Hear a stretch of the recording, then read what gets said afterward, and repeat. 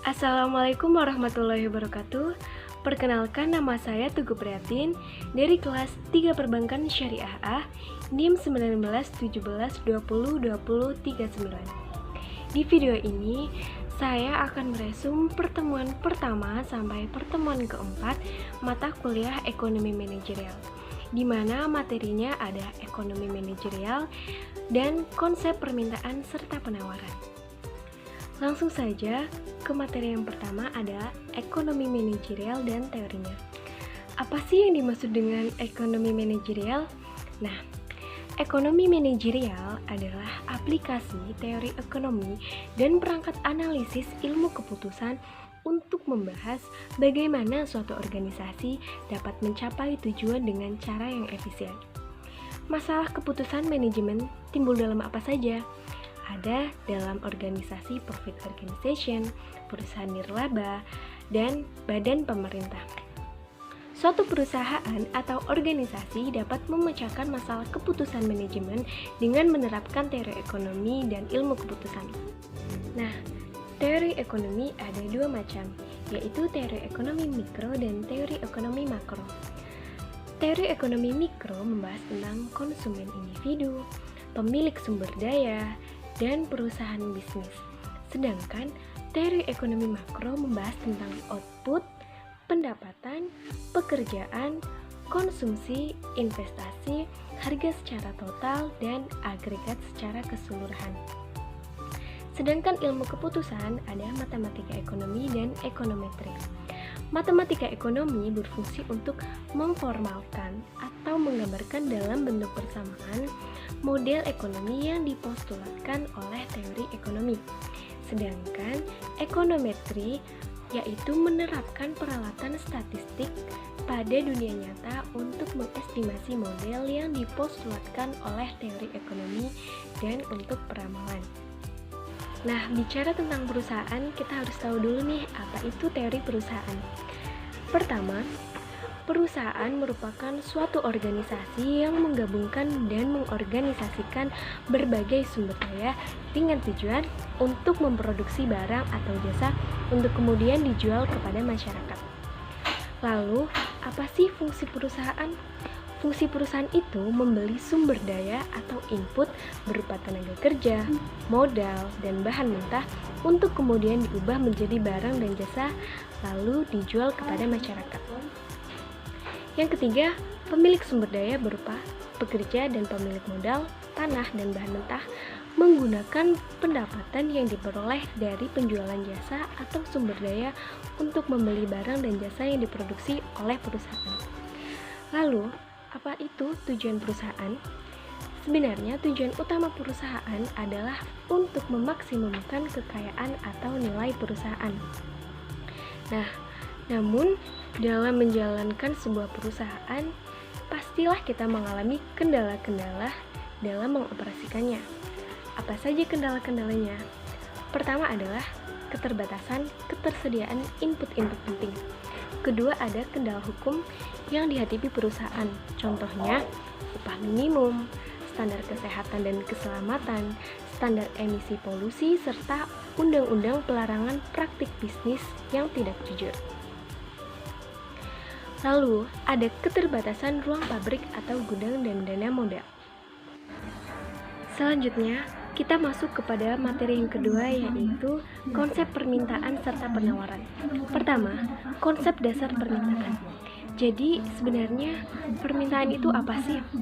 Permintaan atau yang biasa disebut dengan demand adalah kuantitas barang atau jasa yang mampu dibeli oleh konsumen selama periode waktu tertentu berdasarkan pada kondisi-kondisi tertentu.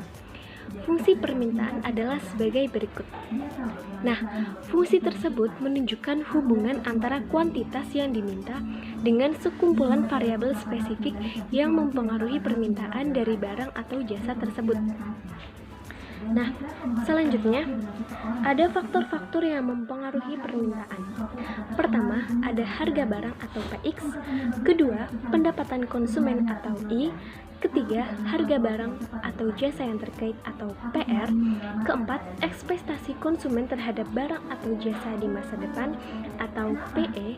Kelima, ekspektasi konsumen terhadap pendapatannya di masa depan atau IE. Keenam, ekspektasi konsumen terhadap ketersediaan barang di masa depan atau PAE. Ketujuh, selera konsumen atau T. Kedelapan, jumlah konsumen potensial atau N. Kesembilan, pengeluaran untuk iklan atau A. Kesepuluh, fitur atau atribut dari barang jasa tersebut atau F. Dan terakhir adalah faktor-faktor yang lainnya.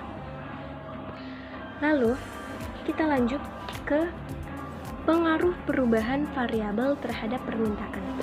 Pertama adalah variabel harga produk.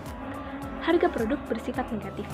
Maksudnya di sini adalah jika harga X naik, maka permintaan terhadap barang X akan turun, dan juga sebaliknya. Kedua adalah variabel pendapatan konsumen. Pendapatan konsumen bersifat positif untuk barang normal.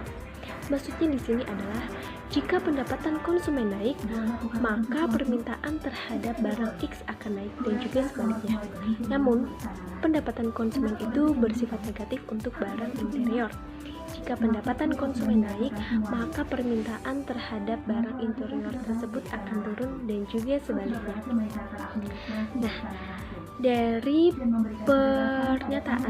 pernyataan tersebut dapat kita simpulkan bahwa dalam pengaruh perubahan variabel terhadap permintaan ada dua sifat, yaitu sifat positif dan sifat negatif. Sifat positif itu menunjukkan bahwa semakin besar suatu variabel, maka permintaan terhadap suatu barang akan naik dan juga sebaliknya. Sedangkan sifat negatif itu menunjukkan bahwa semakin besar suatu variabel, maka permintaan terhadap suatu barang akan turun dan juga sebaliknya. Selanjutnya adalah analisis permintaan. Untuk keperluan analisis variabel-variabel yang mempengaruhi permintaan dibagi menjadi dua jenis, yaitu variabel harga produk dan juga variabel selain harga.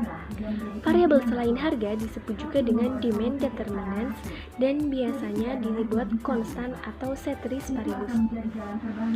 Selanjutnya adalah analisis perubahan fungsi permintaan. Apabila salah satu variabel penentu permintaan dalam fungsi permintaan berubah nilainya, maka akan menghasilkan fungsi permintaan yang baru. Yang kedua, ada konsep dasar teori penawaran. Apa sih itu penawaran? Penawaran atau supply adalah kuantitas barang atau jasa yang ditawarkan untuk dijual di pasar yang tergantung pada sejumlah besar variabel. Fungsi penawaran adalah sebagai berikut. Fungsi tersebut menunjukkan hubungan antara kuantitas yang ditawarkan dengan sekumpulan variabel spesifik yang mempengaruhi penawaran dari barang atau jasa. Selanjutnya adalah faktor-faktor yang dapat mempengaruhi penawaran. Ada harga barang, harga input, harga produk lain yang berkaitan dalam produksi, tingkat teknologi, ekspektasi produsen terhadap harga produk di masa depan, jumlah perusahaan yang produksi produk serupa, dan faktor-faktor lain. Misalnya kondisi ekonomi suatu negara, fasilitas dari pemerintah, keadaan politik, dan lain-lain. Lalu, ada pengaruh perubahan variabel terhadap penawaran. Pertama, harga produk. Harga produk bersifat positif. Maksudnya, jika harga barang naik, maka kuantitas penawaran terhadap barang tersebut akan naik juga, dan juga sebaliknya. Yang kedua, harga input bahan baku bersifat negatif. Jika harga input naik, maka kuantitas penawaran barang tersebut akan turun dan juga sebaliknya. Yang selanjutnya adalah analisis penawaran.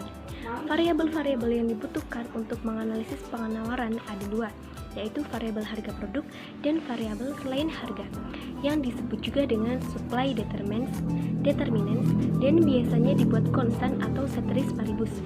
Dan yang terakhir, ada analisis perubahan fungsi penawaran. Apabila salah satu variabel penentu penawaran dalam fungsi permintaan berubah nilainya, maka akan menghasilkan fungsi penawaran yang baru. Baik, sekian presentasi resumen dari saya. Apabila ada kesalahan, saya mohon maaf. Terima kasih. Wassalamualaikum warahmatullahi wabarakatuh.